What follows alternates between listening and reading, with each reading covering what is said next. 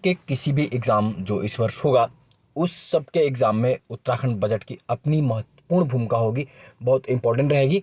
और जितने भी एग्ज़ाम उन सब के लिए तो वीडियो महत्वपूर्ण है ही, लेकिन इस वर्ष होने जा रहे उत्तराखंड पीसीएस जो कि 7 जुलाई 2024 को प्रस्तावित है, अन्य जो भी एग्ज़ाम है, तो उत्तराखंड पीसीएस, यूकेपीएससी पीसीएस और अन्य एग्ज़ाम के लिए रामबाण वीडियो है, जहां से आपको क्वेश्चंस मिलेंगे ही मिलेंगे, चाहे वो प्री हो चाहे मेंस इंटरव्यू, सब में इसकी भूमिका रहती है।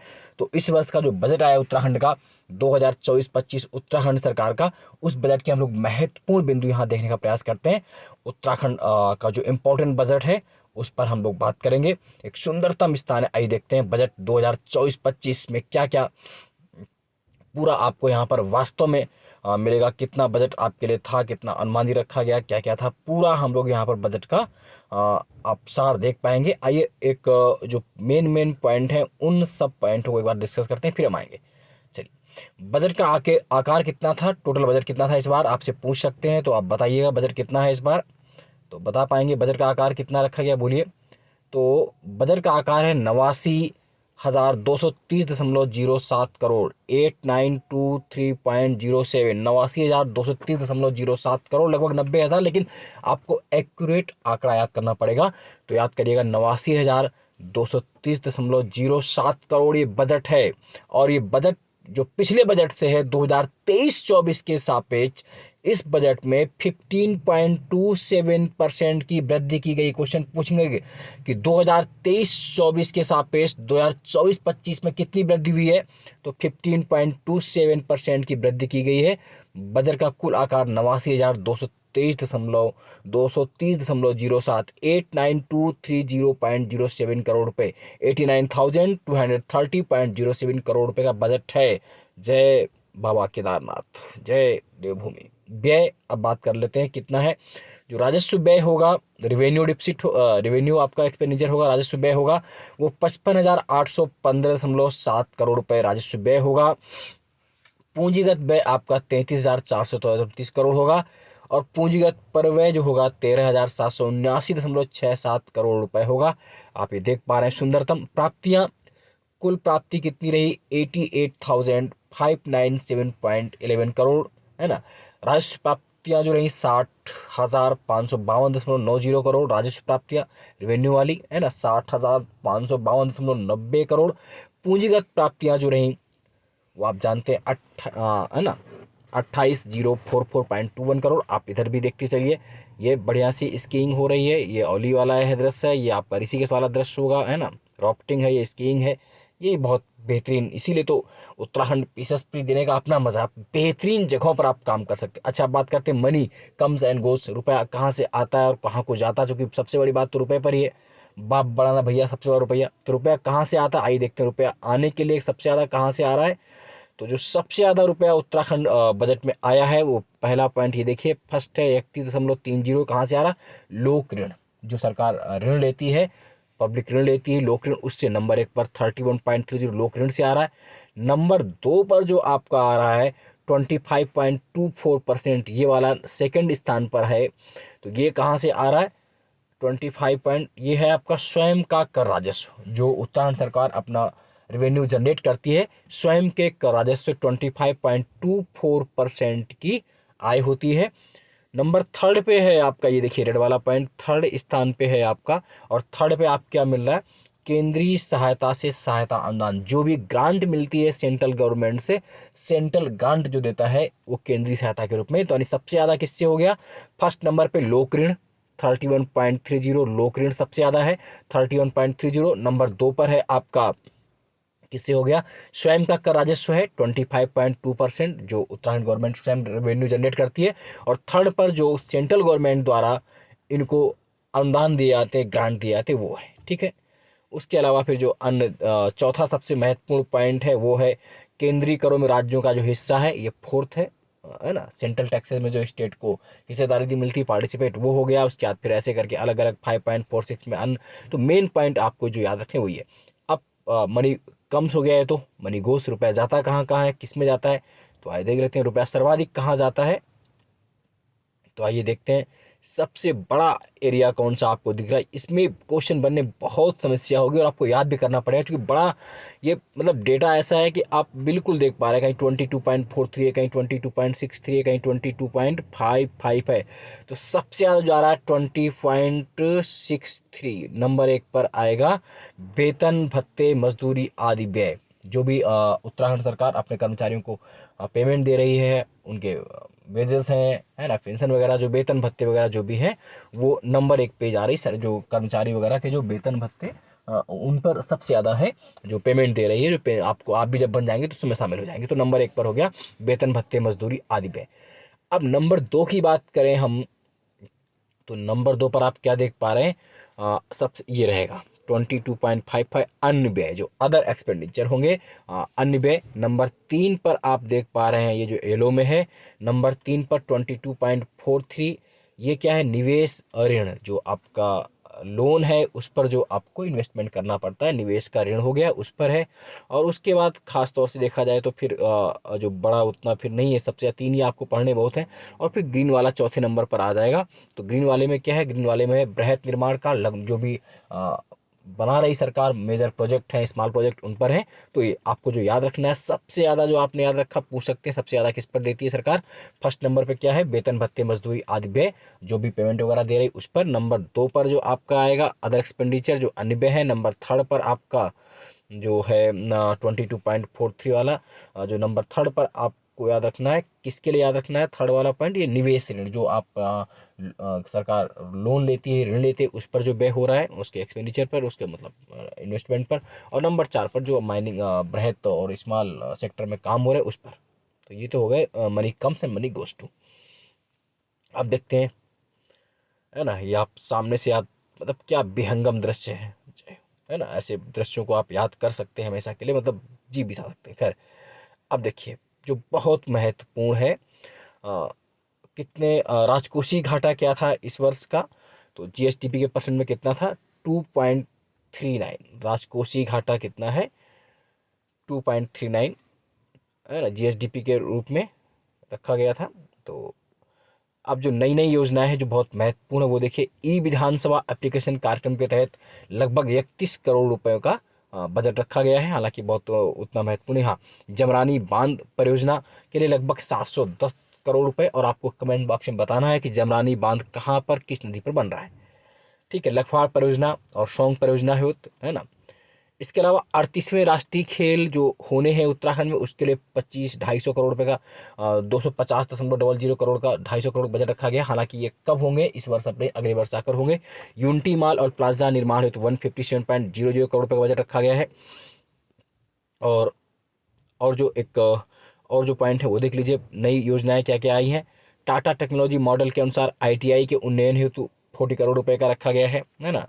और प्रत्येक जनपद में महत्वपूर्ण पर चिल्ड्रन ट्रैफिक पार्क का निर्माण कराया जाएगा। एवरी डिस्ट्रिक्ट में चिल्ड्रन ट्रैफिक पार्क, उसके लिए 10 करोड़ रुपए रखे गए हैं, है ना। प्रत्येक जनपद में थीम बेस्ड विज्ञान एवं नवाचार केंद्र के लिए 10 करोड़ रुपए, बंजर भूमि के लिए 7 करोड़, है ना।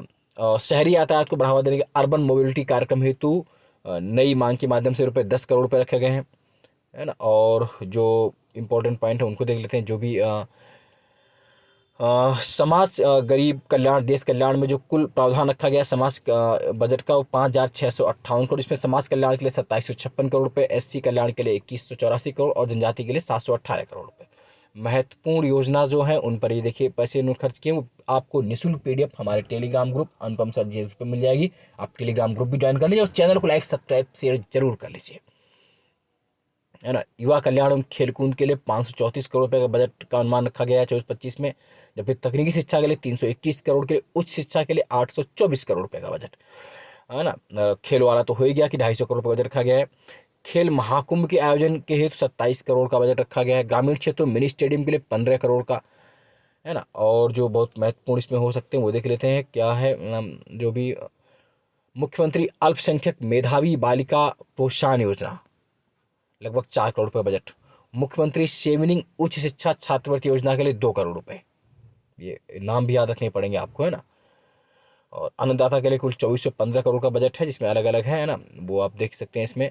मुख्यमंत्री मत्स्य संपदा योजना के लिए 12 करोड़ का बजट रखा गया है। विज्ञान केंद्र चंपावत में खुल रहा है, उसके लिए 3 करोड़ का बजट रखा गया है।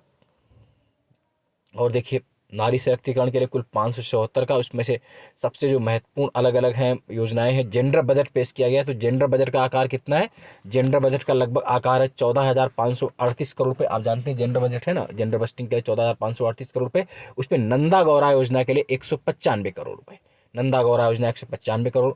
मुख्यमंत्री महालक्ष्मी योजना के लिए 30 करोड़, मुख्यमंत्री बाल पोषण योजना के लिए 28 करोड़, मुख्यमंत्री वात्सल्य योजना के लिए 21 करोड़, और मुख्यमंत्री महिला पोषण योजना के अंतर्गत 15 करोड़, गंगा गाय महिला डेयरी कार्यक्रम के लिए 5 करोड़, है ना। ये अलग अलग हैं जो आपके लिए बहुत, हेल्थ के लिए कितना है, स्वास्थ्य एवं शिक्षा के लिए कुल 15,376 करोड़ रुपये, उसमें अलग अलग है। अटल आयुष्मान उत्तराखंड योजना है 500 करोड़ रुपये, है ना। कक्षा 1 से 8 तक के विद्यार्थियों को निःशुल्क जूता एवं बैग व्यवस्था है 25 करोड़ रुपये। पर्यटन के लिए अलग अलग क्वेश्चन है, जैसे मानस खंड चल रहा है अभी, मानस खंड माला मिशन के तहत मंदिरों में अवस्थापना सुविधाओं के विकास हेतु 50 करोड़ रुपए मानस खंड माला मिशन के लिए, है ना। वाइब्रेंट विलेज योजना जो चल रही है उत्तराखंड में, उसके लिए 25 करोड़ रुपए। फिल्म परिषद के लिए 11 करोड़ रुपए, राज्य उड़ान योजना के लिए 10 करोड़ रुपए, है ना। ये सब बहुत महत्वपूर्ण है, मेंस में भी आपका काम, प्री में तो होना ही होना है। और जो अलग अलग जिसमें पॉइंट हैं वो आप जरूर रटते रहिए, क्योंकि पूछ सकते हैं आपसे। महत्वपूर्ण योजना जो है, नगरीय अवस्थापना का सुदृढ़ हल्द्वानी एवं अन्य शहर के लिए 109 करोड़ रुपए दिया गया है। ऋषिकेश नगर एकीकृत शहरी के लिए 27 करोड़, गैरसैंण के लिए 20 करोड़, है ना। तो ये अलग अलग आपको याद रखना है। और राष्ट्रीय ग्राम स्वराज अभियान 144 करोड़ रुपए दिए जाएंगे। मुख्यमंत्री सीमांत क्षेत्र विकास योजना है तो 20 करोड़ रुपए। मुख्यमंत्री पलायन रोकथाम योजना है 10 करोड़। मेरा गांव मेरी सड़क योजना, मेरा गांव मेरी सड़क योजना के लिए 8 करोड़ रुपए, है ना। राज्य सरकार द्वारा उत्तराखंड को देश के अग्रणी राज्यों में शामिल करने हेतु सशक्त उत्तराखंड @ 2025 पहल स्टार्ट की गई, बहुत महत्वपूर्ण है, जिसके अंतर्गत आगामी 5 वर्षों में राज्य की आर्थिकी जीएसडीपी को वर्ष 2027 तक दोगुना कर देना। कितना कर देना, कब तक दोगुना करना है? 2027 तक दोगुना कर देना है। और जिसके लिए 5.5 लाख करोड़ रुपए किया जाना प्रस्तावित, 5.5 लाख करोड़ रुपए किया जाना प्रस्तावित है। यानी कि 2000 सशक्त उत्तराखंड @ 2025 में 2027 तक दोगुना करना है रखना। सशक्त उत्तराखंड @ 25 के अंतर्गत मुख्य रूप से किस पे ध्यान देंगे? कृषि एवं शैवर्गीय विनिर्माण, पर्यटन, आयुष, वेलनेस, उच्च शिक्षा, कौशल विकास, शहरी विकास, सड़क, ऊर्जा, रेलवे जैसे कोर इंफ्रास्ट्रक्चर सेक्टर पर फोकस किया गया है ना। तो इसमें जो 30 नवीन एवं पूर्व नीतियों में संशोधित किया गया, कौन कौन सी नीति मुख्य रूप से हैं वो आप पूछेंगे भी आपसे। बृहद औद्योगिक नीति, निजी औद्योगिक पार्क नीति 2023, सेवा क्षेत्र नीति 2023, एमएसएमई नीति 2023, स्टार्टअप नीति 2023, पर्यटन नीति 2023, कस्टमाइज पैकेज नीति, लॉजिस्टिक नीति 2023, निर्यात नीति 2023, आयुष एवं वेलनेस नीति, फिल्म नीति 2015, ड्रोन नीति 2023, पंप भंडारण नीति 2023 और सौर ऊर्जा नीति 2023 शामिल है। ये देखिए सौर ऊर्जा नीति, किसको कितना आवंटन हुआ अगर पूछ ले तो प्राथमिक शिक्षा को 4,008.53 करोड़ का आवंटन किया गया है, सबसे ज्यादा प्राथमिक शिक्षा को। ऊर्जा को 1374 है, पुलिस के लिए 2796 है, और लोक निर्माण के लिए 3270 है। यानी प्राथमिक शिक्षा के लिए सबसे बड़ा बजट 4,008.53 करोड़ रुपए, 4,008, है ना। उसके अलावा स्वास्थ्य एवं परिवार कल्याण के लिए 4131, उससे भी ज्यादा है ना, क्योंकि जहाँ जिसकी आवश्यकता जैसी है। बजट में नई नई पहल क्या रही, इकोलॉजी के साथ इकोनॉमी भी बात की गई है। सतत विकास लक्ष्यों को प्राप्त करना है, पर्यावरण उनकी नीतियों को निर्धारण है, है ना, पर्यावरण सुनिश्चितकरण करना है, स्वच्छ पर्यावरण, प्राकृतिक संसाधन। महत्वपूर्ण योजनाएं इसमें जो है, कैंपा योजना है 340 करोड़ रुपये का प्रावधान किया गया है, और सार्वजनिक वनों की सृजन हेतु 10 करोड़ रुपए का। तो आर्थिक विकास की यात्रा अगर देख लें, बजट आपको याद रखना है कितने का था, तो वो आप प्रोजेक्टेड है ना, कितना कितना हो रहा है वो आप यहाँ देख पा रहे हैं। रेवेन्यू एस्टीमेट क्या था, अब देखिए राज्य का सकल घरेलू उत्पाद स्टेट जीएसडीपी कितनी है 2022-23 में, कितनी थी? 3,03,000 करोड़ रुपए की स्टेट जीएसडीपी थी, जो कि 2023-24 में 3,46,000 करोड़ रुपए का अनुमान है। पूछ सकते हैं राज्य का कुल सकल घरेलू उत्पाद कितना है, तो 22-23 में 3,03,000 करोड़ रुपए का था, जबकि 23-24 में 3,46,000 करोड़ रुपए का, 3,46,000 करोड़ रुपए का। ये मतलब आपको 3,46,000 है ना, 206 करोड़, ये पूरा चार्ट बना है, आप इसमें देख भी पाएंगे। 21-22 और 22-23-24 के अनुमान अंतिम है। वृद्धि दर कितनी रही है, ये भी बहुत महत्वपूर्ण है।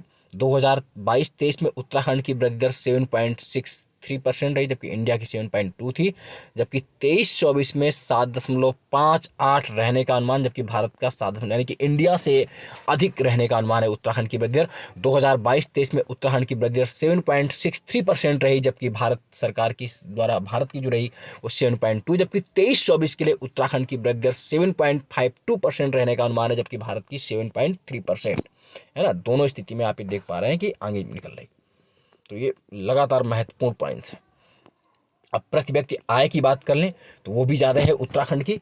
22-23 में उत्तराखंड की प्रति व्यक्ति की जो आय थी वो 2,30,994 रुपये, 2,30,994 रुपये, जबकि भारत में प्रति व्यक्ति आय 1,72,276 रुपये, 1,72,276, जबकि उत्तराखंड में 2,30,994 रुपये। और 23-24 का जो अनुमान है उत्तराखंड के प्रति व्यक्ति आय कितनी रह सकती है, 2,60,201 रुपये, 2,60,200 पर, है ना, कैपिटा इनकम है, प्रति व्यक्ति आय है, तो 2,60,201 रुपये रह सकती है, जबकि भारत में 1,85,854 रह सकती है। यानी कि 22-23 से 23-24 में जो प्रतिशत वृद्धि होगी प्रति व्यक्ति आय में उत्तराखंड में लगभग 12% की होगी, जबकि भारत में 7.9 की होगी। याद रखिएगा उत्तराखंड की पर कैपिटा इनकम भारत में पर कैपिटा इनकम से अधिक है ना। बहुत महत्वपूर्ण ये ग्राफ बना हुआ, आप इसको देख भी सकते हैं, अदर इंडिया, उत्तराखंड, हिमाचल वगैरह से, है ना। अब किस क्षेत्र का कितना योगदान है बहुत पूछते हैं, है ना। सबसे ज़्यादा योगदान किस क्षेत्र का है राज्य में, तो बहुत महत्वपूर्ण पॉइंट है यहाँ पर।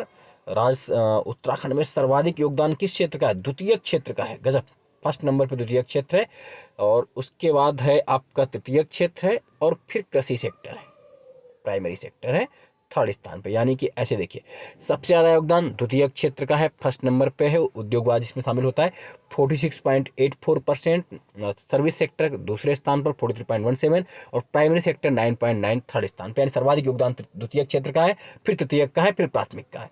आपको याद रखना है 231 231 1 2 3, मतलब क्या हुआ, 231 तो सेक्टर हो गए, उसमें पहला स्थान 231, 2 मतलब द्वितीय क्षेत्र, 3 मतलब टर्सरी, और 231 1 2 3 करके याद कर लीजिए इनको।